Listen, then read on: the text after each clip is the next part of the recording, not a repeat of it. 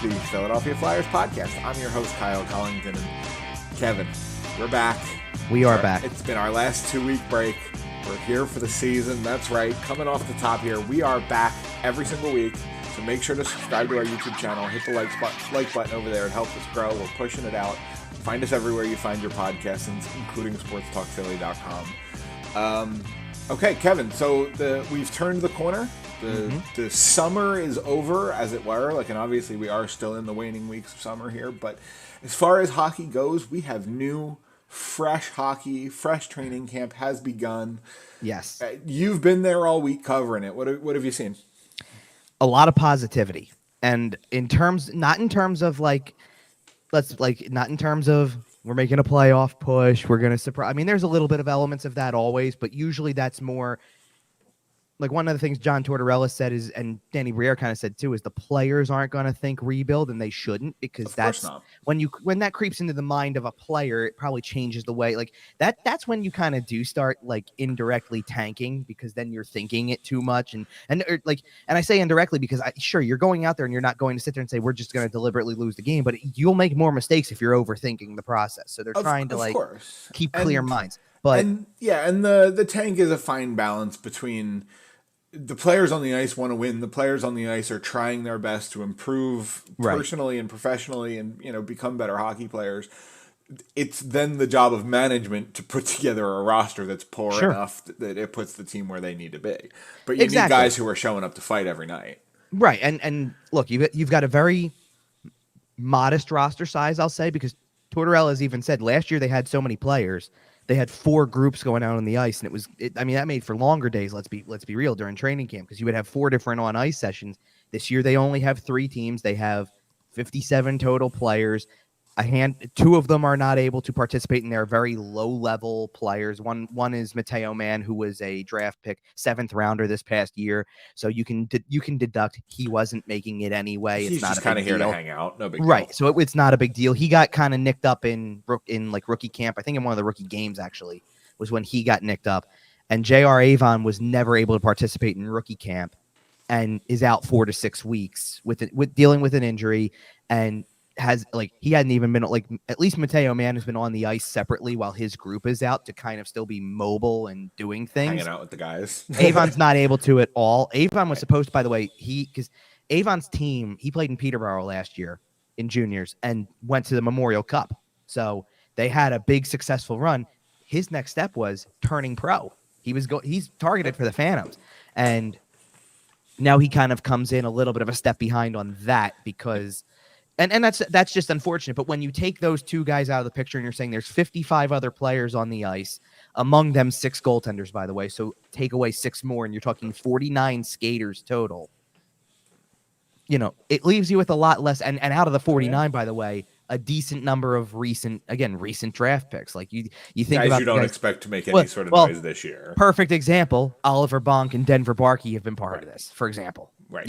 And Carson Bjarnason's one of the goalies. They're going back to juniors. In fact, the projection is the team has an off day, a complete off day on Tuesday, at the first day after their preseason opener.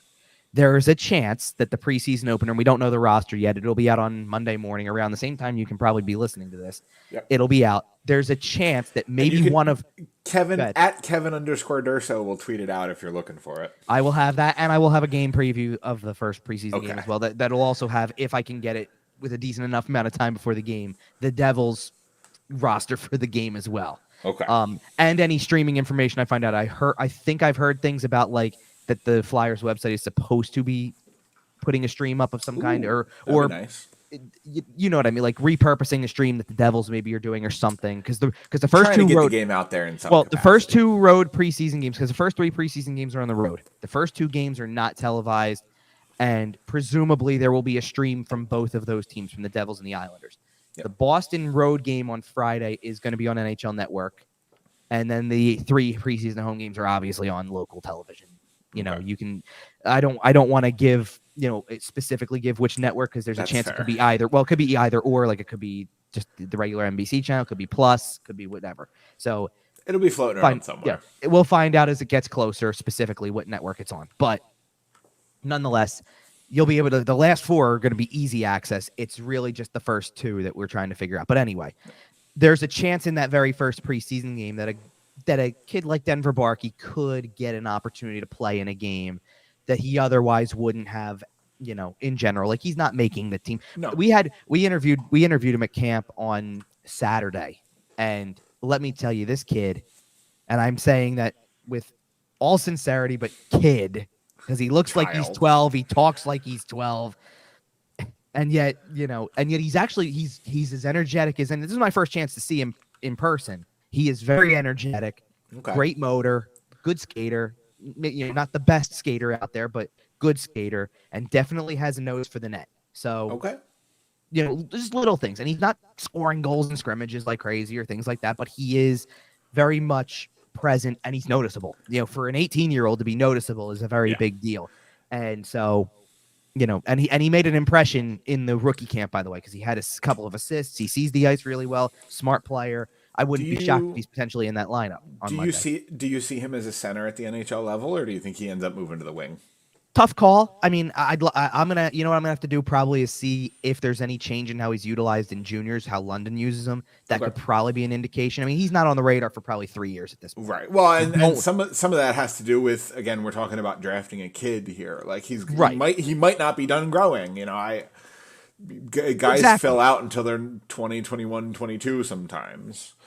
So it's exactly right, and it'll, like, more things will come together when you're looking at that roster. It'll come together way more later. Like, you're looking for guys, and I'm trying to think of a forward who, like, maybe either looks a little different or whatever, but, like, the guys who you're expecting to be bigger, to be a little bit more built a different way. Tyson Forrester is built a little differently this year than he was last year. Guys like that. So, that's what you're looking for in that sense, and you're not worried about the kid who just got drafted, has never been through a camp, is really getting a crash course on NHL camps because, you're doing skates under John Tortorella at 18 years old. I think you're going to be better off for it when you go to juniors and start playing against competition that is definitely younger than you are now. So absolutely. And that's the thing. I can't wait to see what kind of year he has or what kind of year Bonk has or whatever, just from 3 weeks of this, 2 weeks of this, it's going to be impressive. But I'm getting excited. But the overall, to kind of go back to your main point, because I don't want to spend a whole ton of time on a kid who's not even making the team. Let's be real. The vibe in general was has just been much more positive, and it's all really due to this idea that there is a sense of direction finally, and that there's. I mean, let's put it this way: you want to know everything you need to know from day one.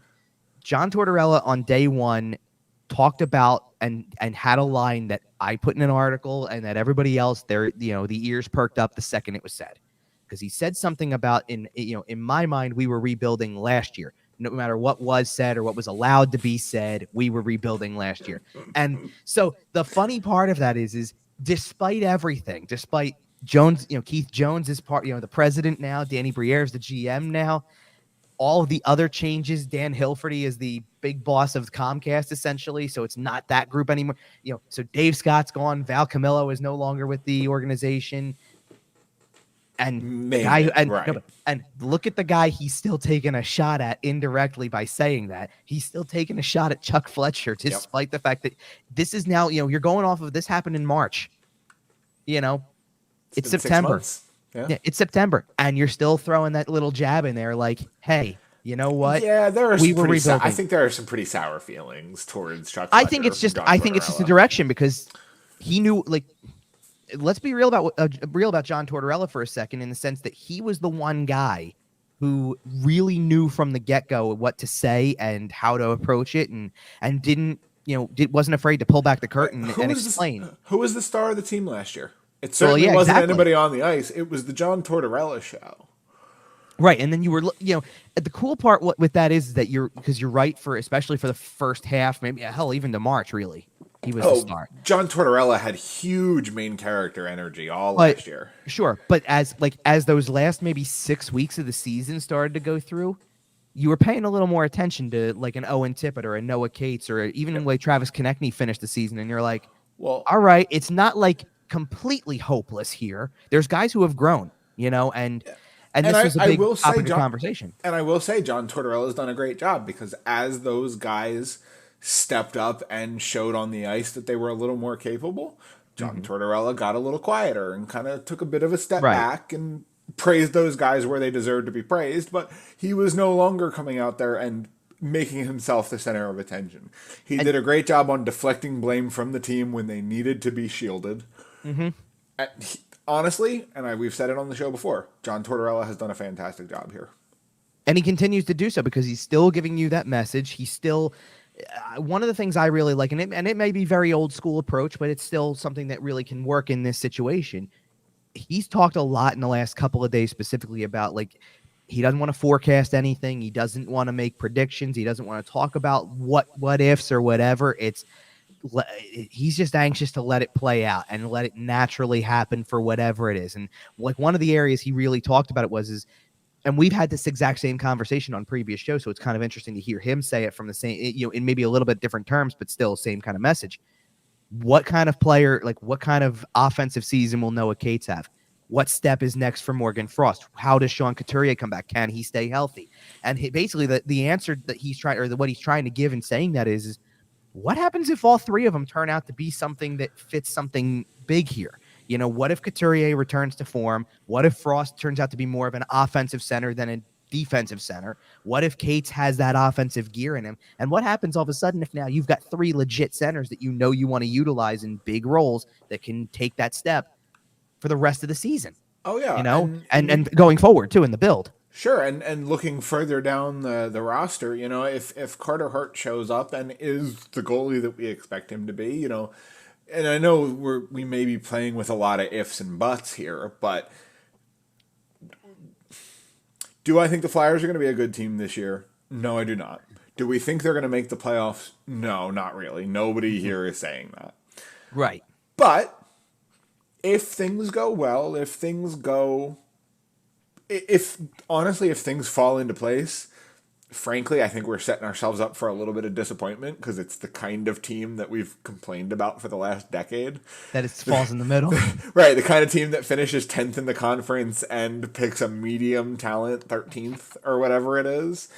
And it's a little different again because I do think that Danny Briere is actively looking at options to make the roster worse, right? And those options include potentially trading Travis Konechny. That's still on the table. Eventually, at some point, at the trade deadline. Right. But I do think Danny Briere is still working to make the roster a little bit worse at the moment because that's how you get that premium talent. But if a couple of things align, then this team can put together more wins than I'll be happy with. Well, let's talk about something for a second in like in a very this was a very honest conversation that was part of what Tortorella said almost immediately. And it's the concept because we've talked a lot about the defensive structure, right? And who's going to play defensively and all that kind of stuff. And Tortorella flat out said there's going to be some nights, especially with the younger defensemen they have, or the idea that there's going to be a lot of younger defensemen potentially on the roster. Sure. His answer is there's going to be some nights where it's a complete horror show. Oh, yeah. And it's nice to hear, like, instead of us speculating, well, yeah, if you're going to put, in addition to, the group that's coming back, Sanheim, Ristolainen, and York, Sean Walker's one of the newcomers, and Mark Stahl's a newcomer, and you've got a whole group, and then maybe, who knows? But if you put Rasmus Ristolainen with Mark Stahl, you're setting yourselves up for a bad night on defense. Well, it's not really just that. It's you want it like, and one of the key things is I saw a lot with pairings right now, early on that are favorable because it's usually a veteran with a kid, which work. Like in the preseason, that's like if you're like here's the thing: if you want to put Cam York with Rasmus Ristolainen, it's an experience. You're putting York on the side you want him on the left side. Ristolainen's going to be on the right, and you have that balance of those two. Tortorella said he wants to start Sanheim on the right side, which is interesting. But he said Sanheim says he sees the ice better from the right side. And let's be real, part of this only works. Sanheim kind of needs to be a little more offensive. He needs to have more of that offensive energy. That is when he is at his best. And let's remember how little he did of that last year. in terms of it was a struggle to score. It was a struggle to get points. It was for a painful long to watch time. sometimes. So, but now start thinking ahead and going, okay, so if you move Sanheim to the right side, now what do you do? And a couple instant names that kind of come to mind are Igor Zamula playing next to him. Maybe Emil Andre, who is. I was just looking up Emil Andre's elite prospects page because I wanted to talk about him. Let's talk. Well, because we really do need to talk about him because this kid is very impressive early on. His poise is outstanding. He's got really great. He's really good at reading situations. He's making mistakes, and everybody's making mistakes. It's camp. It's you're working through stuff all the time, and you're going to work through stuff because he's 21 years old. Yes, he's young. Yep. And that's really young at the defensive position because usually those guys are taking longer. But he's, when you think about like what kind of player he is, because he's not big. Like he's not big height wise. He's a small guy. I think 5'9", 5'9", and like in the mid 180s. Like he's not huge. But this kid's got broad shoulders. Doesn't get pushed around. Has really, and listen, that's experience in a men's league. Bingo. That's the Swedish league for you. He's playing professionally. And not just experience, success. He was a solid player at the Swiss men's level. And absolutely. I expect him to probably start the season in Lehigh Valley. And I don't know, obviously that is subject to change. We are still pretty early in camp here. Probably starting in Lehigh Valley, but I expect him to adjust very, very well. And I expect him to look very comfortable very quickly. And at this point, he looks like he's going to be one of your first call-up options if you need a call-up option. So here's what I will say about assuming he doesn't make it. Right. Well, here's what I'll say about Emil Andre. I am 100% confident he will debut at some point this season. It's going to happen. Absolutely. The question is how soon. When. Yep. And let's put it this way, early impressions of him, he's going to be one of your final cuts. Yep. He's going to be there. Honestly, John Tortorella is going to take a nice long look. He's going to be there through probably the final preseason game. He might make the roster. He's got a great shot of making the roster. The key is just how they want to use it, because a good question, and Tortorella didn't have a complete answer for it yet, because again, it's got to play out. They haven't played a preseason game yet, obviously. So let's get to that first. But what are the odds that they carry 8 defensemen? Because go through the list, and you sit there and go, okay, you got a handful of obvious players who not have to make it, but you know what I mean, who are going to probably make it because of the fact that they are, they're just established veterans. They're on contracts, right? Well, Sanheim, Ristolainen, York is going to make it, even though he's part of the younger core that you're trying to build. So York is going to make it. Sean Walker is going to make your final roster. I don't know if he starts, but I think he makes your roster. Sean Walker is going to need to have a competitive camp. It's just, he's probably right now, I would say, yes, he's got the upper hand right now. Now, if there's enough kids that push, and I don't think there's any guarantees for anybody. Now, the question you have to ask, though, is like in Walker's case, in Nick Sealer's case, you put those guys on waivers, somebody's probably coming along. And that's why Sealer makes less than $1 million. Sealer's going to get claimed. But that's why I think he probably makes your roster. Walker, you could possibly get away with because of the fact that it's $2 million. It's over $2 million. Not a lot of teams, once you get to that point, are sitting there with that much. Yeah. So, there's a possibility there. But Arizona still needs players. Oh, I hear you, but you know what I mean. I'm just saying. So you've got that, and here's the cool thing too, because this is another good point that Tortorella made, or something interesting that Tortorella said was, Mark Stahl's not going to play every game. He's not going to block the kids, but it's good to hear almost immediately. It's good to hear. Well, he doesn't have a 900 game Ironman streak. Well, yeah, but it's right. But it's good to hear right away, instead of giving the idea that just because this guy went to the Stanley Cup final last year, just because he's a Stahl, just because he's been around the block for, let's face it, 1,101 career games. A long time. 1,101 career games. When you hear established vet. Right. So it doesn't matter. It's the whole point is just coming right out and saying that makes a difference for people to know, listen, it's not. The attitudes are different this year. Right.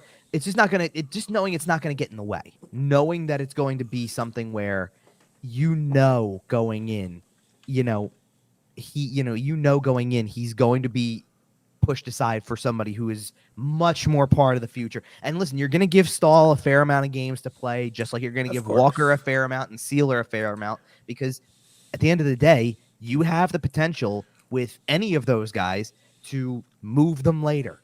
Like Sealer's the perfect candidate to go. And as much as you can, and look, you can love him all you want to as a pro and like coming and preparing and doing the right things and trying, competing hard and all of that type of stuff. He's not going to be in your top 6 long term by any stretch. He wasn't to begin with. Like, the only reason he ever was is because of injury. That's not going to change. So there you go. So at this point, that's where everything stands with that. I mean, you got a lot more defensemen than just the ones we've talked about, because Emil Andre is one, obviously, and he'll get a really good look. Zamula is part of this. Adam Ginning is one of these players who is in there. And by the way, for all the fans listening, because and for you as well, Kyle, because you want to know this as well. It's Ginning. It's Ginning. Okay. Well, almost with like a little bit. We were talking about this today. Almost with a little bit of a like an Alexei Zhitnik kind of like pronunciation. But it is a soft sound, so it is not Yinning, which is what Yinning is more of what the Swedish pronunciation should be. But he has said it's Ginning. Man, if he ever ends up in Pittsburgh, he's going to be Adam Yinzing so quick. That's really good. So you got him. You got Ronnie Attard. There's a lot of guys. There's a lot of guys that have to get a look. Simple as that. And the great news is, from an organizational standpoint, whoever doesn't make the roster, I'm so used to calling them the Philadelphia Phantoms. The Lehigh Valley Phantoms are going to have a very motivated top pair. Sure. Right? Oh, my Whoever, goodness, yes. like, if it is Ginning and Zamula, those boys are going to be hungry. Zamula is a very unique case to this group because he's no longer waiver exempt. So that is a very big deal. And I think that probably gets him on your roster. I think he has an upper hand. Like, he's probably, because of that, he's got an upper hand over Attard right now. I absolutely agree. And that's not to, like, yesterday I liked Attard's scrimmages. I think he's another guy who I think looks bigger. He's another guy who he's still got the good skating. He's still doing a lot of the right things, and he's standing out at times, but I don't know if he's going to do enough with that situation. And we'll get a good chance for these guys to learn. We'll figure it out. What's better, 13 minutes at the NHL level or 19 minutes at the AHL level? Exactly. And whoever doesn't get, 12 or 13 at the NHL level is going to get big fat minutes in Lehigh Valley, and that's good for both guys. Well, something to consider too is, like, you've got 21 defensemen who are on the roster technically in training camp, and there's some easy, there's really easy ones to pull back from and things like that. Sure. Again, the recent draft picks and etc. Well, down to like 3 of them are guys you drafted this year. Right. And I mentioned Mateo Mann as one of the guys because he was injured, and that kind of takes him out of play pretty easily. But Oliver Bonk is going to go back to London. Yep. And you got Carter Sotheran, who's another one he's going to go back to juniors. Like, that's part of the equation. Well, that just dropped your number by 3 before you even had a chance. Before you're really even thinking about it. Right. And then you've got some of the obvious guys, like guys who played for the Phantoms last year who are probably going to be Phantoms this year. Like one of your favorite names, Louis Belpedio. Adam Karashik is probably going to go back to the Phantoms. Like, you can make some easy deductions before you get into the real guys who are going to compete. Another interesting one who's going to fall into this is Helge Grans. Like, you got him as a prospect essentially in the trade involving Ivan Provorov. I believe he is actually, yes. Okay. If he's waiver exempt, I think you start him in Lehigh Valley, but he's got a lot less, he's got a lot more leeway than than Zamula does, for sure. Yes. I mean, Zamula's, that's a tough part with him. He's, Grans is also, like, Grans is 2 years younger than Zamula is. Like, there's Zamula's kind of in an interesting spot this year. Well, and I was just thinking about it, and we've seen a couple very small moves from around the NHL, Casey DeSmith, Tanner Pearson, that whole deal. Sure. If there is a smallish move like that involving the Flyers, I could see Zamula being a piece. If there's a team out there that's kind of ready for that, then I think possibly. Yeah, it's just one of those things that I could see a team that needs a spot, right? Like a Detroit. Right, it's possible. I don't want to go too far with it. I mean, that's fair. We'll see. I mean, the big thing out of that is that they've got like, yeah, I just eliminated a handful of names, but they've got pretty big open competition. I mean, you're talking about Sure. outside of the, Well, there's a lot of spots to fill, right? Like well, outside of because the three guys I said that like pretty much are right, no doubters in Sanheim, Ristolainen, and York. Like, and yes, like I'm not trying like, and all right, put Stahl in there as a Stahl is there as a 4. Like, and I'm not saying it means his Sealer's role is not 4. right. Sealer's not going anywhere. Right.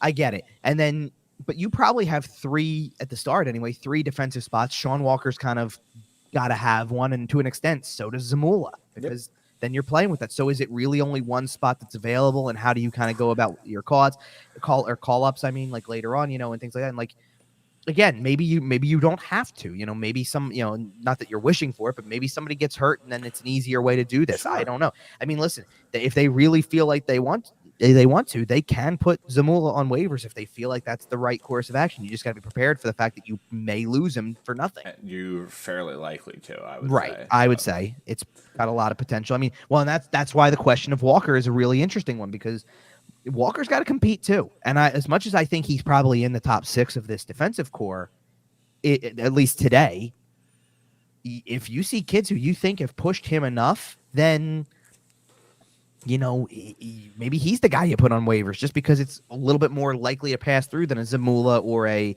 Nick Sealer, because they don't make as much money and they're probably an easier fit for teams and things like that. I mean, you got the same kind of thing, and we've talked about this a little bit already. You got the same kind of thing going with your goalies. Yep. You've got, Danny Briere already said it. And like, look, before we go any further with this part of it, the question was already asked to both Briere and Carter Hart about everything going on. And and basically they can't answer anything. Briere did at least say, we thought it would have been out there a long time. Like it was supposed to be out there, or that was the impression. It's not. Right now, there's nothing we can do. Right. And right now, he's the number 1 goalie. Simple as that. Like, that's the way it is. And Carter said the same thing. Like, you can't talk on it. He wishes he could, and that's all there really is to it right now. And I know that that's frustrating for fans, and for a lot of reasons.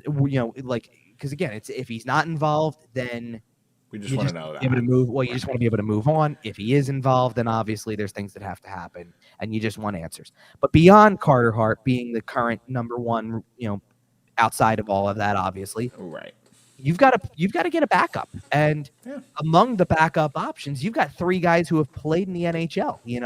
You've got Sam Ersson, you've got Felix Sandstrom, and you've got Cal Peterson. And much like you're going to have a motivated top pair in Lehigh Valley, I think you're going to have a very motivated goaltending situation in Lehigh Valley. The only thing about the goaltending is you have a very clear-cut, easy way to navigate it without losing anybody.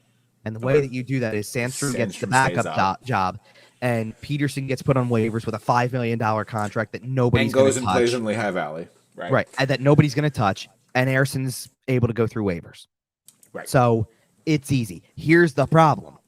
I don't know if Sandstrom's going to be the clear-cut number 2 from this competition, because it was already said it's open competition. Yeah, but I feel like the organization is kind of on the same page, and that page is keeping as many good assets as possible, even if it is at the expense of winning necessarily. Like, we talked about putting the worst roster available up, and I think part of that is but you know what I mean. And I think I do. Part of that is telling Sam Ersson to rent a house in Allentown. Mm-hmm. Well, and that's the thing, right? Like, probably if just from last year, it's and here's the thing too. It's really hard to evaluate goaltending completely. Like, let's just say, in one of the scrimmages on Saturday, Peterson made a couple of really great saves. I mean, he's still a good goalie. He's also, let's put it this way, he's also very unique, because Peterson is not, he's also a right-handed catch. Not too many of those. Right. It's he's the only one in camp like that. So that makes a difference right off the bat, right? Like, it makes him easy to identify. I mean, like, we got some, we're trying to watch these goalies. They're the only players in the camp that they don't put the numbers on their back. So you're kind of doing guesswork here.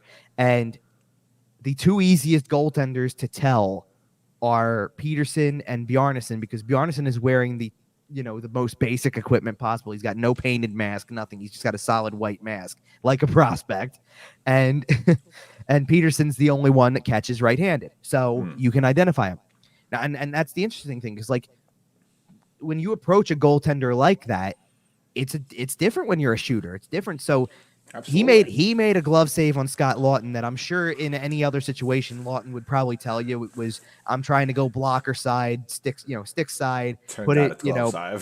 well, I know, and it's glove side, and he just gave him a good old windmill right there and just said, "Here you go," how Thanks for coming. well, the good old how do you do right there, and that kind of thing. So there you go. But I don't know, like it's hard to evaluate the goaltending in scrimmage, kind of like. Of course. The simple answer is going to be, and I don't know who's going to get, like, let's be real about something when it comes to this. If they don't need anything from Carter Hart in terms of where he stands on the team, he's probably not going to play in many preseason games as a result. Like, I think that's the correct answer at this point. Well, if you're going to split, at least for the first 3, 4, maybe even 5 preseason games, if you're going to split them down the middle and be like, okay, this guy gets 2 periods versus 1 or half the game and whatever. Right. However you want to do it. It's usually easier to do the 2-1 thing, to do 2 periods and then 1, because then at least it gives the goaltenders kind of a finite, hey, listen, you're playing the first 2 periods, so the guy who's backing up that night at that moment gets the intermission to kind of warm himself up versus coming in cold in the middle of a period. I feel like sometimes they agree to blow the horn in the middle of the period and actually just swap the goalies. Like I know I've seen that before. You know what it is? It's not that they agree to do that. It's they usually, I think in the preseason, teams who are on, usually both teams are on that schedule at the same time. And usually there's almost like there's this, as if the goalie has been instructed who started. Hey, cover it up. Cover it up as soon as possible after halfway. Right. So we can make this change. Because usually, like, I've never seen it be a situation where you knew that they were splitting the goalies like that exactly halfway down the middle, and it go like more than a minute past the halfway point of the period. You know what I mean? It's never been like that. Like it's like it's not like when you get to play rule that goes to 2 minutes left. Right. It's like it's an unwritten rule, which is kind of interesting. Yeah, it's the preseason. Things are pretty casual in the preseason. So sure. And so anyway, so let's kind of get back to some of these. I was going to say, you know what's not casual in the preseason? What's that? John Tortorella practice. Oh, for sure. And well, like this is like it's been really interesting to watch his camp, because this isn't even the way it was a year ago. Right. They didn't. No, he went into scrimmages right away.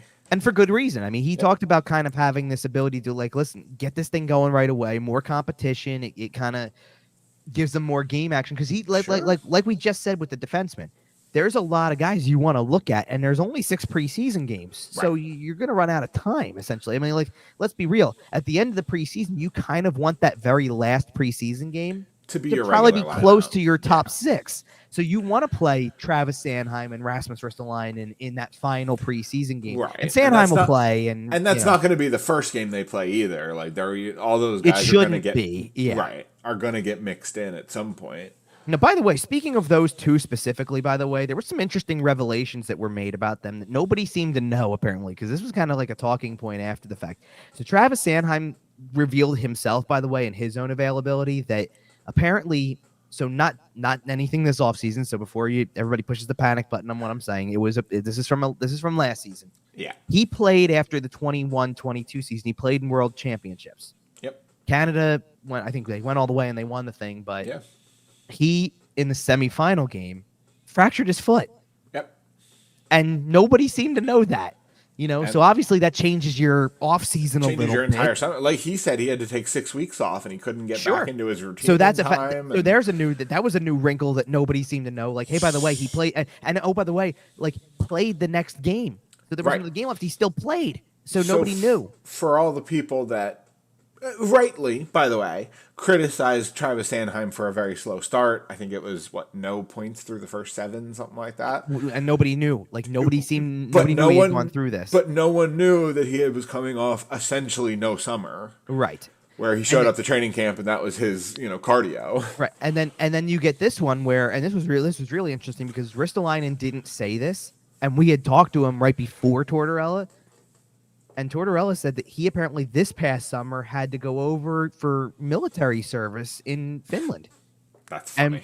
And so he didn't have a typical offseason either this year. So it's kind of really interesting to, like that's just two little tidbits of like information that are kind of different about some of those don't guys. necessarily always get out there before but it was camp. Sure, but it was, but it was interesting to hear. And then you've got this like kind of shift gears and go to the forwards, because we've really been focusing heavy on the defenseman, and for good reason. I think the defenseman is going to be like we've already kind of talked about this, how you can kind of deduct who your forwards are going to be. And don't get me wrong, there's a handful of guys who like you're asking questions about, and like, okay, who's gonna, and let's be real, that's not only who's gonna have a shot at the who's gonna have a shot at the NHL roster, but we have to talk about the AHL roster as well, because like that's a whole thing too. So it's both. It's this concept of both, and trying to figure out who not only fits on the NHL roster, but who fits on your AHL roster. There's a lot of things to figure out. So as we're going through this here, like, we kind of hit on a couple guys who like, oh yeah, they're obviously going back to juniors and stuff like that. But you look at a guy like Elliot Desnoyers, who's trying to possibly make an NHL roster, but who knows? Is he going to be more cut out for an AHL roster? They have a couple of guys who were really impressive in rookie camp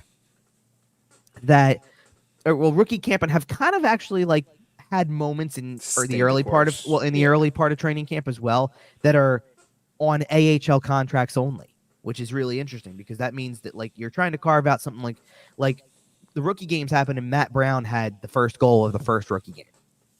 Nobody would know who the hell he is typically, because he's not even signed to he's not even holding a contract spot for the Flyers specifically, because he doesn't have an entry level deal. They had picked him up on a tryout, I think, after he was an invite. He played at Boston University and had that was his senior season, and he had a really strong year, and by college standards, obviously, but of course, 41, or 39 games played, he scored 16 goals, had 47 points. That's a really good college year. Right. College, if you're unaware listening to this, is notoriously low scoring, and point per game players tend to be very, very good players. Well, and get this, he's undersized. He's only 5'8", so he's not exactly the standout kind of guy who gets, all the attention in those college games. You also have a guy, another college product, who also actually so the interesting thing with Brown is Brown did get a tryout, but never got into a game for the Phantoms. They also had a guy out of college who signed and did play a handful of games for the Phantoms, Brendan Furry. Okay. Brendan Furry played for Minnesota State in college. A decent year. And again, putting into perspective college numbers, 39 games, 9 goals, 28 points. Nice. Very modest. Yeah.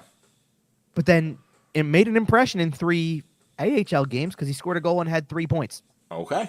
Fair enough. And that was enough, much like having Brown around, that's enough to get you an AHL contract.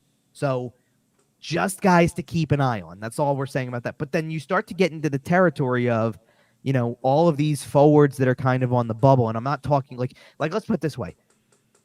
Act like Tyson Forster is making the team unless he does something that indicates he shouldn't. Absolutely. Act like he's making it with Forster has looked good from what because I hear. He is I haven't probably, been going to practice. and he's been he hasn't been completely standout. He wasn't standout in the rookie games, and he wasn't completely standout so far here. I mean, he's had moments, and also had an injury scare in the very first day of scrimmages, by the way, where he kind of went tumbling over, came up, was dangling his right shoulder, and anybody who knows anything about his history knows shoulder injury has been part of his injury history in the past. So you want to be careful about that. And he's been out there every day since. In fact, the only real other situation that was going on to this point injury-wise on the main club, other than the 2 guys I talked about, where Travis Konecny did not practice on Sunday, and Tortorella said they're probably holding him out on Monday as well, just to give him one more day. They have an off day Tuesday, so there's no reason to rush anybody. Maybe that means he plays on Wednesday. We'll see. Okay. He's not the type of guy that necessarily needs the preseason games anyway, so it's not like it's a huge deal. But if anything else, I mean, you can take that if you're looking for the idea of trying to figure out what kind of lines there could be. Konecny was on a line with Couturier and Tippett, which from the very beginning, as soon as you see a trio like that, that's go, that looks like an NHL line. Yep. That looks like an NHL top 6 line. Well, you got that one. You had Forster with Forrester with Noah Cates and Scott Lawton. That looks very legit. I'm trying to figure. There was one more. Let's talk about the other line. What's that? At least some of the people on that other line. Oh, sure. Well, that's where I was going with it because this was one of the other ones. The other one, this line was Joel Farabee, Morgan Frost, Cam Atkinson, which also looks like an NHL line. That sure looks like an NHL line, depending on if you think Morgan Frost is kind of ready to take that next step into the NHL top 6. Now, this is where things get kind of interesting, too, because I want you to think about this for a second. If I go through this group of forwards for you for a second to kind of put together a top 12 and 4 lines for you. So I gave you the concept here. Konechny, Couturier, Tippett, or, Forrester, Cates, and I already forgot who I said who it was. Oh, Lawton. Lawton was on that one. And then, again, you had the one with Atkinson, so it was Farabee, Frost, Atkinson. Now you kind of, and that basically is your top 3. That's your 3. That's your 3 lines that have some scoring potential to whatever. And then you go to guess who's back? Well, no. Then you go to the 4th, and you get 2 of the players who are on the 4th probably right off the bat because they were part of the 4th or kind of part of the 4th last year. Or well, not really. No. I'm sorry. One of them was, and the other 2 should be pretty easy fill in the blanks. Oh, we got good old Nick Delorier. So Nick Delorier is the one that you already know because you've already seen it. Yeah. The other 2 are, I don't want to say one of them is prototypical 4th, but that's where he's got to go considering the other 3, and the other one is an absolute prototypical 4th line guy. Okay. So it's the 2 newcomers. It's Garnet Hathaway and Ryan Poehling. Yep. But here's the interesting part. Now you have to ask yourself, where does that leave Wade Allison and Tanner Lazinski, who are very much, as Tortorella put it, with Allison specifically, in a dogfight. Yep. You see what kind of battles you got brewing up here, and then you see how for a guy like Elliot Desnoyers or for Ula Lixel or whatever, it's going to be hard. You have to jump over. No, but it's going to be hard. And here's the thing. Torts has loved what Hathaway has brought. Torts has loved. I'm sure he has. Least surprising news ever. No, but what I will say about Hathaway is for a guy who has never really had to be that level of leader, because while being a veteran player, I mean, look at the systems he's played in, whether being part of Boston system. Or playing for Boston for a couple months last year, and like right away, the leadership groups on both of those teams. But you ask him, but that's the thing, you ask him about playing for leaders, and he turned around and even said we'd be here all day if I told you everybody. But he did obviously mention the 2 guys who you can think of by name. Right, he's played for some of the best leaders in NHL. So he obviously mentioned Ovechkin and Bergeron. Yeah, despite the fact that with Backstrom and Krejci not too far behind, I imagine. Backstrom, Krejci, new Bruins captain Brad Marchand. Carlson, Chara. Oh no, you didn't see Chara, but. Just everybody. Oh, wait a minute. Did he get a little bit of time with Chara when he was in Washington, though? Chara played in Washington at the tail end, so maybe he did play under Chara. I got to write that down for Puck Doku. I forget that he went to Washington. Yes, man. But it's interesting, because for a guy who hasn't really had to be that leader, he talks like one. I mean, he's learned from the best. Right. I'm preparing to. I've kind of spaced apart. Here we go. Shameless plug time, because I've written by the way, I told you, I think I said on the last show, it was a little bit of a, I need to get back into the rhythm of this kind of thing and writing again and stuff like that. Nothing like the start of training camp to do it for you, because there was a ton to talk about. That'll juice you up. So we're going to be on Couturier Atkinson here for a second. I already wrote about them, and I'm going to pull that up right now actually to get into some of what they had to say and Tortorella had to say. I wrote something about Mark Stahl. I wrote something about the scrimmaging background and what that does. One of the things I have listed to as a get to point is Hathaway, and I have a few others that I kind of have picked some things apart on that I want to get to as well. I know I want to. There were some really good things said about Noah Cates and Morgan Frost today specifically that I wanted to write about probably going forward. So you got them. Just things like that. So there's a lot of things to talk about. And Hathaway probably everybody else we spoke to that day probably was maybe roughly 3 minutes, 4 minutes of time. And that was really all that was needed or whatever. Hathaway was near 10 minutes.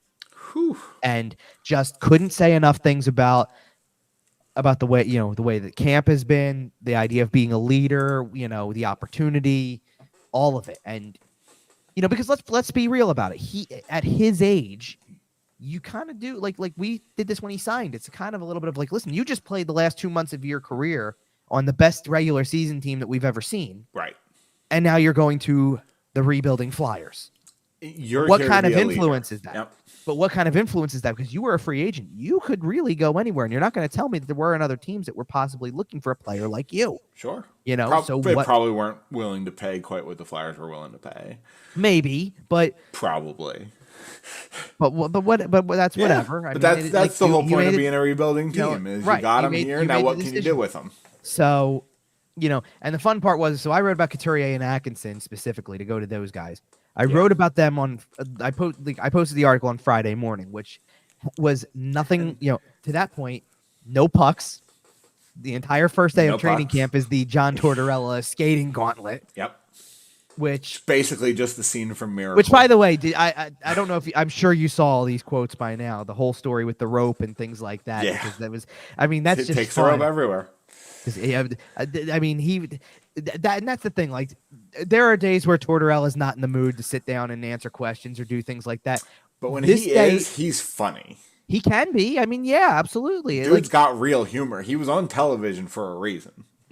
It's because it's got to come. It's a little bit, because it's a little snarky, it's a little dry, it's a little everything, but he, let's put it this way: you can see hints of where there's a difference between him and Mike Babcock, for example, right? Like, and I had to throw him in there because obviously that was the only story that was worth talking about around the rest of the league, other than camp starting. Biz was right.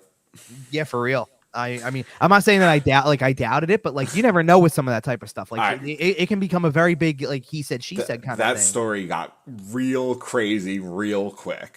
Yeah, but kudos to the Players Association for stepping in and really investigating it, not just and from kind of letting it blow over. And from what I've heard, the players are very, very, very happy with their new union president, Marty Walsh. And how he handled the whole situation. And I think also, not to go off on too much of a tangent with this, but I do think that the players in Columbus are also very happy that this is resolved before camp ever really got going.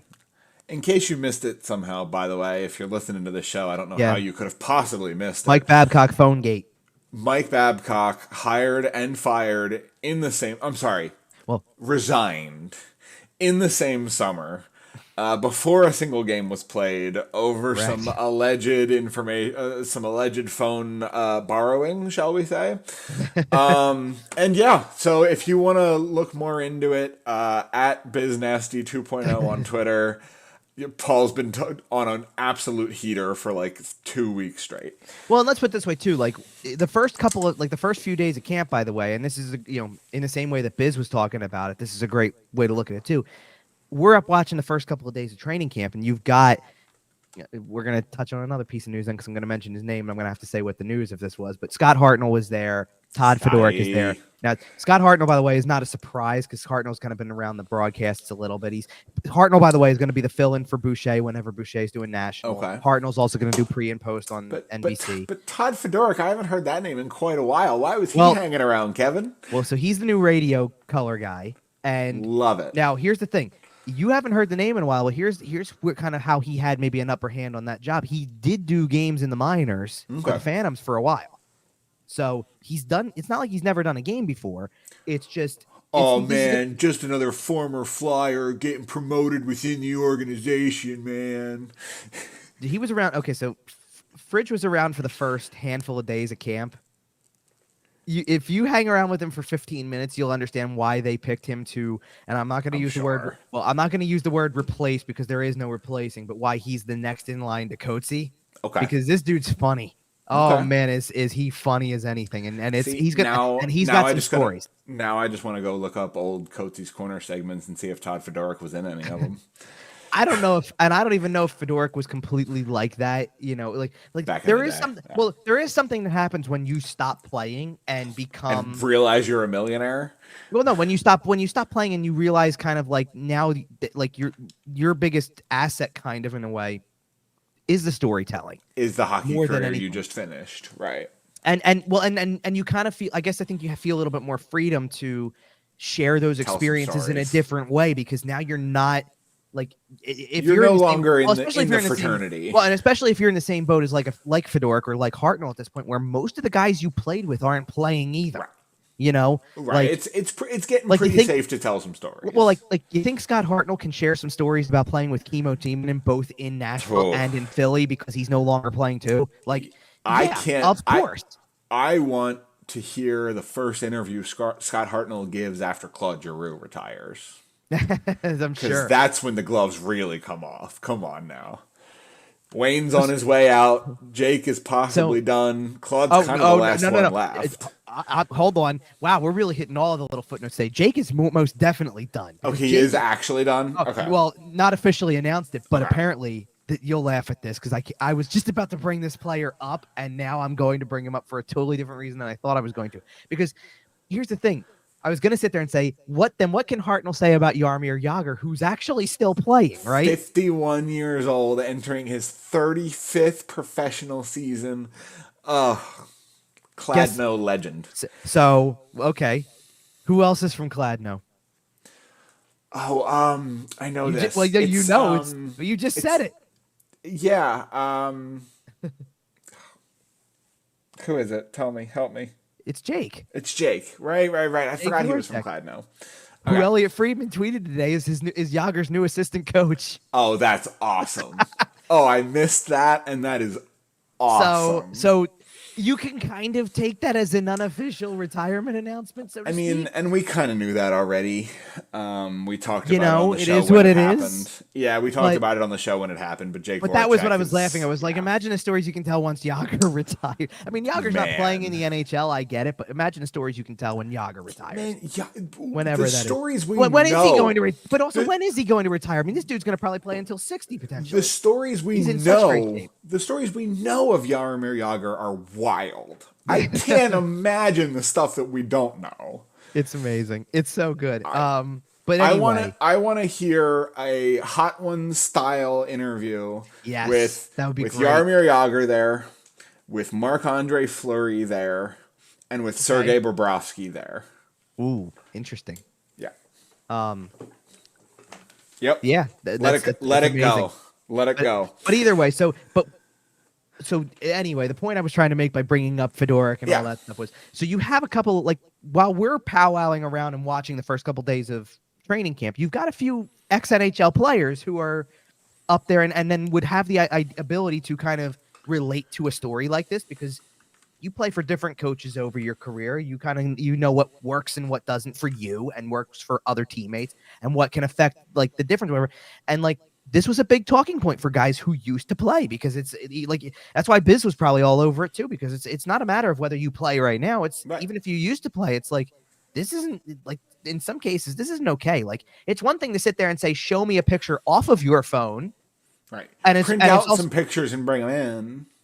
Well, and it's also one thing to say something along the lines of, to talk to Boone Jenner or Johnny Gaudreau and say, hey, listen, I know you have families. Show me pictures of your family. And then grab the phone of, and I'm not trying to say there would be anything necessarily to hide, but grab the phone of Adam Fantilli.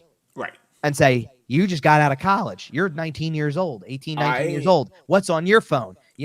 And trying to and piecing together and making assumptions about people through things like that too. Like at some point in time, you got an 18, 19-year-old kid who you're going to now treat differently because of the way that you're doing this exercise. Sure. That's not the most. What if you find out something dramatic? What if there's an NHL player who's in the closet and his coach grabs his phone and figures out that he is no longer, And that's exactly a point that was brought up. Exactly the point. And like you grab a guy's phone and see Grindr on there. It's like, oh well, all right. I guess I know this information now.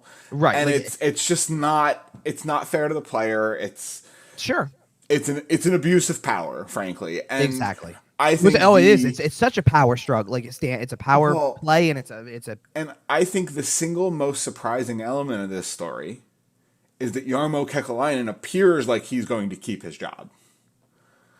Yeah, I mean, here's the thing. I'm stunned. Well, here's the thing. I don't think, like, I'm not trying to say he gets off scot-free, but no way does he. Does nobody in the organization above him care? I mean, they didn't bring him out alone to talk about it, so John Davidson has to a little bit, but still, like, But like the interesting part is like listen, and this is where I understand some things. You can go off of your own knowledge of the person that you hire. I get True. that. Like, listen, Yarmo obviously knows background on Babcock to an extent because Right. Babcock's He been knows around. the Like, Mitch Marner story at minimum. Well, and not only that, but it's not just that part of it. It's like Babcock played at one point. Yarmo played. I'm sure you cross paths with people like guys don't have hockey careers as long as they do after playing. And the and NHL not is know a very small circle. I mean, let's put it this way: you're talking about like between Yarmo and Babcock and John Davidson, you got three people. They're three former players in their own right, different eras. You know, that's certainly a thing, but different. You know, would Babcock have been with the Wings in the same division as the Blue Jackets? Not at the time I think he was coaching, just because I think that realignment didn't really happen. You know, well, I mean, Babcock coached the Wings to the Cup in 07, 08, and 08, 09. Yeah, that's true. I mean, does Yarmo go back with the Blue Jackets that far? I don't think not as far as I'm just curious if they were ever in the same division. Not as far as 08, 09. I want to say like I'm not looking it up, so off the no, that's fair. But off the top of my head, I think Yarmo's had the job for something like 9 years. Okay. Yeah, but I do remember the NHL is a small world, and they've met each other. Oh yeah. Like, well, here's the other thing. Without a shadow of a doubt, I know that I saw something that said Yarmo is the third longest tenured general manager in the league. Okay. So do with that what you will, but like he's been around for a long time. I wonder if that's before or after the Nashville change. That's interesting. I didn't think about that. I'm trying to think of where else there wouldn't be like a big change. I mean, I don't feel like Lou has been in with the Islanders for that long. It just feels like it. Sure, it feels like it. Well, he did business 20 years ago. You know what? Like 40 miles down the turnpike. I mean, the other guys the only other ones I'm thinking of. I mean, Don Sweeney's been in Boston for a good chunk of time. That could be a guy who's been around for a while. L.A. Has Rob Blake been there for that long? Rob Blake's been there for a while. I don't know if he's been there for nearly 10 years. Don Waddell in Carolina. Okay, so hold on. So we're getting somewhere with this. So, Don Sweeney's had been the GM of the Bruins since the 2015-16 season. Okay. Which is pretty substantial. Don't get me wrong. Usually the shelf life is 4 or 5 years. Not a whole lot of GMs get almost a decade. Oh, for sure. I'll check Rob Blake for you because now you got me curious. Yeah. But you're right. He's been around for a while. It says he's a member of the Kings front office in 2014. Okay, so he didn't get the GM right away. But let me see if it says when he actually became the general manager. Cap Friendly should have it on his staff page. 2017. Okay, when Blake was. So, but this is interesting. I didn't know this. Rob Blake was the general manager of Hockey Canada for the World Championships in 2014, way before he was actually. And if you look at the team he inherited and what he's turned it into, I think Rob Blake's done a great job. Oh, he sure. He has set them up for post-Doughty Kopitar success very, very nicely. Well, they are they are a very interesting team. And that was not a situation they were in when he took that job. Oh, for sure. I agree with you. Here, let me see, because now you're right. Cap Friendly has the whole list of like who got hired when. Oh my goodness, elite prospects will have it too. Yeah. Okay, so let's see here. Doug Armstrong has been in position in St. Louis for longer. Okay. And Kevin Cheveldayoff with Winnipeg has been in position longer. And you know what? I am still stunned that he kept his job just after his role in the Kyle Beach situation. And the fact that he pled stupid on that is crazy to me. Yeah, so Sweeney is very close. Blake is close after that too. I mean, there's a couple. There's only a handful of others that are in the same window. How long has Don Waddell been in Carolina? Do you see that since 2018. Oh, really? Okay. Yes. I could have sworn it was before that. Okay. So the other ones that are kind of like in between that group that we're talking about, because Lou, by the way, the next one after Waddell for recency is Lou. Yeah, that's fair. He's been there a while. So Rob Blake was right below Waddell. Pierre Dorian for Ottawa is 2016. Man, it's crazy how the narrative on Pierre Dorian is flipped, hasn't it? Yeah, kind of. 3 years ago, he was inept and stupid, and then we're like, wait a minute, maybe it was Eugene. Don Sweeney was right. Is the next one after him. Brian McClellan for Washington since 2014, and Jim Nill with Dallas since 2013. Wow, Jim Nill, 2013. Good for him. I mean, let's put it this way: once you get past Lou, by the way, in terms of recency for guys getting GM jobs, you're looking at the switch from Yzerman to Brisebois in Tampa, Yzerman going to Detroit. Yep. Ken Holland taking over in Edmonton, Ron Francis basically immediately getting the Seattle job. I wonder and then everybody else is recent changes. I mean, we're talking changes since the start of 2019-20, which is only 3-4 seasons ago. Wow. So Jim Nill is the longest tenured? No, Doug Armstrong's the longest. Oh, Doug Armstrong. Okay, I'm sorry. So it was Armstrong, Cheveldayoff, Yarmo, and then Nill is 4th, McClellan 5th, Sweeney 6th, Dorian 7th, Blake 8th, Waddell 9th, and Lamoriello 10th. That's crazy. There you go. And then everybody else is like recent turnover. I mean, like at this point, like think about it. Just this past offseason alone, 5 new GMs were hired. Yeah, it's going to be a whole new league this year. I mean, and for what it's worth, also, by the way, as far as I know, I don't know if it actually tells you this. No, it doesn't tell you this specifically. I'd have to click on their names, I guess, to get the full detail. But yeah, I'm pretty sure, based off of just looking at this off the top of my head, 3 first-timers. That is great to say. Because Briere is obviously a first-time GM. Craig Conroy getting hired by Calgary is also a new hire. And then kind of a new hire, if you will, from a GM standpoint, is Trotz taking over in Nashville. That's a new general manager. So then the other 2 are Treliving and Dubas? Exactly. Okay. Wow. But yeah, there has been... And I mean, if you want to, like, here's the other interesting thing. If you want to also go off of first-time hires from within the last 2 years, you've got Patrick Alvin in Vancouver, Kyle Davidson in Chicago, Mike Greer in San Jose. Like they're all new. Yeah.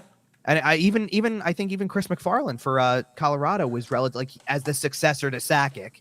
Right. Is also kind of a similar to Yzerman and Brisebois. Yeah. Yeah, but that makes Brisebois a new one too. And you know, I mean, you got Brisebois, you got Bill Zito was a new GM hire when that happened. Like, you know, like there's been some new blood kind of in this field, and you know, now let's see what happens with that in coaching as well, because obviously, you know, you had the most what's it called? You had the most, like, among the most recycled names out there in Babcock.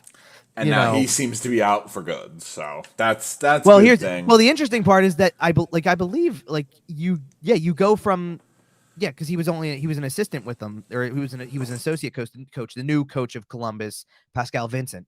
You know, technically that becomes a brand new hire, right? Yeah. Like, Pascal Vincent has entered the coaching fraternity. But in the same sense as you see other assistants kind of moving forward, Luke Richardson gets a job, or Derek Lalonde gets a job, or, you know, or how about Marty St. Louis? You know, there's a new wave. It's weird to see Luke Richardson working his way through the coaching ranks. It's not to me. No, I just mean, like, from remembering watching him play, like it's just strange. But I again want to repeat, the number of ex-Flyers who coach is like astounding. Well, and a name who might join that list one day to kind of get us back on topic here is Sean Couturier. Could. He could. I think he's got a really good hockey mind, and I know every defensive center, you know, people say, "Oh, he'd be a great coach," but like, it is true. I think Sean Couturier would be a great coach. He already owns a juniors team, so, you know, he is kind of in management already. But before his management career takes off full time, it seems as though he's going to attempt to resume his hockey career. Yeah, and I mean, here's the good news. And first of all, the good news is I've been down there for 4 days now, and nothing of note has happened. That's the first good news. Nothing of note. Right. He has not gotten hurt. And he's taken a little bit, like he's taken push as light of pushing as you can get in like scrimmage settings and things like that. Sure. You can kind of tell that this is part of like this whole thing where it's like get him into a preseason game as soon as, and this is kind of a point I wanted to make, because we don't know the roster for Monday's preseason opener. Right. There's a really good chance that both Couturier and Atkinson are on it. Okay. And Couturier didn't specify how he completely wants to be used in the preseason. Atkinson, if let's just wait, we'll see how tight Atkinson is with Tortorella, because Atkinson basically on day one when we talked to him, well, no, not being ready, laid out the schedule he wanted to go off of in terms of how he felt like he wanted the preseason to go for him, and said his goal was like maybe 4 games, and he was, you know, maybe the first one in New Jersey, and then I'll do the 3 home games at the end. Okay. And I'm like, him and Torts have talked about it already. oh, I'm sure they've talked about it. Right. That's not the I'm problem. willing to bet if he's willing to come out and say exactly what games he's trying to play, I have a feeling that's and not maybe the that's first why time like he said like that. let's just say what we said about Konechny is nothing, like it's nothing serious that he missed a day or whatever, but maybe they don't care, like if a guy like that has to miss a game when like, okay, listen, so he doesn't play, so next to Couturier and well, because this was something that was like kind of like that you kind of wonder is if you're seeing a line that looks like Konechny, Couturier, Tippett, do you just send all 3 in game 1 and say that's one, those are 3 of the veterans that go and give the line a shot? I don't, maybe, but now that Konechny's not, I mean, now here's the interesting part. I brought up Brendan Furry, right? He was kind of filling in for Konechny in scrimmages on the day, Sunday when he wasn't able to play. Okay. Do you send him as a guy who you sat there and you sit there and go, hey, the rookie camp was good for him. You've looked. I want to give him far, a game. Take a shot. Right. I want to just give him a game. Yeah. Maybe it's somebody else in general. Maybe it's another one. Like maybe it's Desnoyers, who you really do want to see in preseason. Oh yeah. He actually has a shot. Oh yeah. So I don't know. I mean, we'll see. I will say like Couturier didn't overly impress me in the beginning, and I don't know if that was necessarily just playing it safe. I mean, his skating looks good. He was doing on one of the days. I think it might have been Friday, I want to say, but I don't remember completely. And Couturier called this. He had maybe made up a word, if you will, for this, but said that he kind of has to do prehab to kind of, in terms of his routine for being prepared health-wise for a game. They did stretches at the end of the practice session that his group had. And he basically was the guy who kind of got to go to the middle and lead it, so to speak.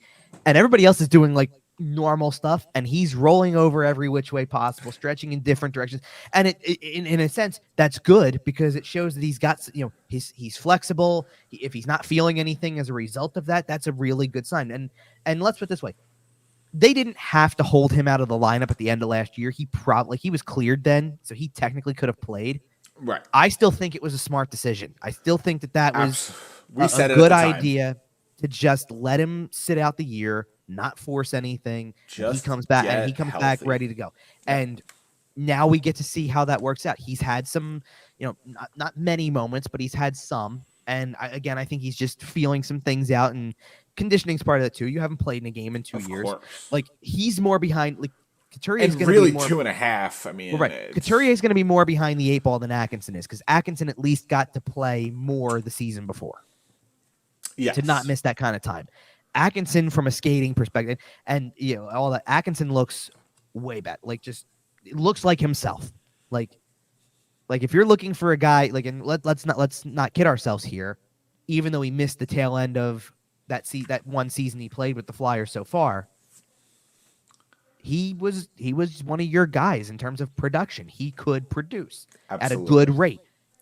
He looks like that guy a little bit. Now, again, it's only scrimmages. It's only practice. Right. You can't take a ton away, but he looks more like that guy. And let's face it, the relationship he has with Tortorella is going to also allow him to be part of this. Absolutely. I don't know. I don't know if it goes much further than beyond the contract and Tortorella would say that too, possibly because of the fact that, like, listen, at the end of the day, if Atkinson is, by that point, 34, 35 years old, and you're on a team that doesn't have a shot to win, and somebody out there who does wants him, then you make the trade, don't you? Like, and you do it with like complete gratitude for what he was able to provide as a veteran leader, and say, go get yours. Thank you so much for your service. We'll do wherever it may be. Yep. And I don't know. Like, do you sit there and say that's something like a Boston area type thing because he played college up there? Do you sit there and you say it's somewhere else? I mean, hell, do is there a possibility that even in another year and a half that Columbus is better because of all the young guys they have, and you throw him right back? Because he lives. I feel like he'd love that. Well, he still lives there in the off season, right?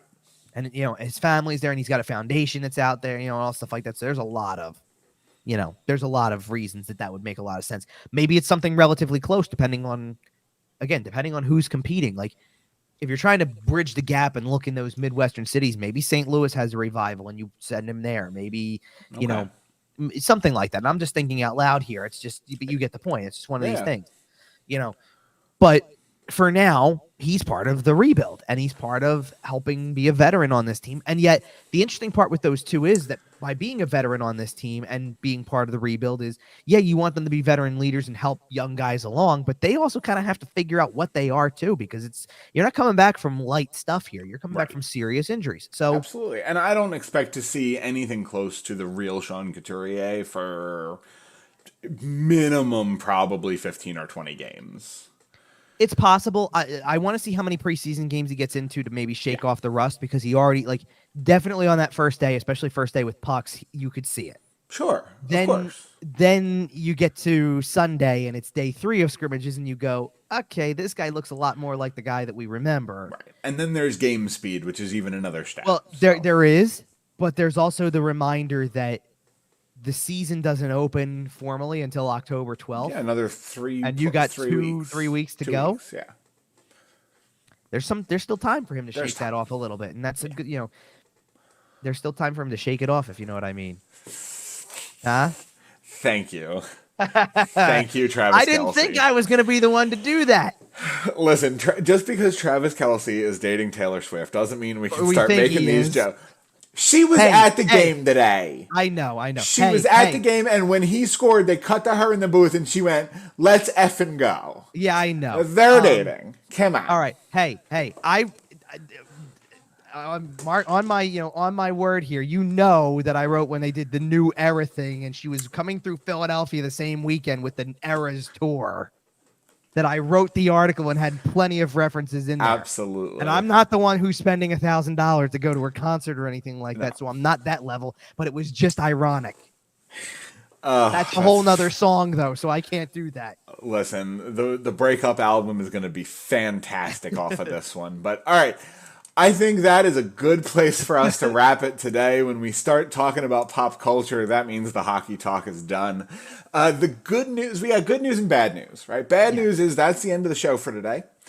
And it is going to be another week until our next show. But the good news is, it's only 1 week. And B, we'll have 4 preseason games to talk about. Kevin? Yeah. We're back, baby. Let's I know. go. And this is what's going to be fun, is because now that we actually, you understand this too. By the time we're on day 4 of training camp and it's not a preseason game type deal, there's only so much. Well, there's only so much you can say before you want something to really evaluate. So the fact that immediately to start this week off in the week between shows is Monday night preseason game against the Devils. 2 nights, and then even better, Tuesday, off day, Wednesday, another preseason game, Thursday, just a regular practice day, possibly some cuts thrown in there also, which is good news to have. Yes. Friday, Saturday, back to back. Sunday, again, we'll be recording following a practice, and possibly again. That's another day. That's Sunday, by the way, because next Sunday is October 1st. That's the day that Phantom's training camp is scheduled to start. So you can imagine there's probably some cuts coming again. Yeah. And that'll be perfect for us to jump in and do the next show and say, listen, here's what the roster's down to. Here's what the first 4 preseason games have shown us. There's 2 more to go, which are for the all the marbles in terms of roster battles. Positions. Yep. And you'll know believe me, you'll know way more about the guys who are really in the thick of those battles by then, because once you're 4 games in, you're so far into it. We're gonna start having. We're gonna have a lot, and we'll have cuts by then, so a lot of those questions will be answered. We'll be back to answer the rest of them next week. In the meantime, follow us on social media at YWT Podcast. Kevin is at Kevin_Durso. Find us everywhere you find your podcasts, including SportsTalkPhilly.com. It's time for the season to start, so Kevin will be pumping out a bunch of content over there. Yep. And all right, I think that'll do it for today. We got 1 more week. We'll see you.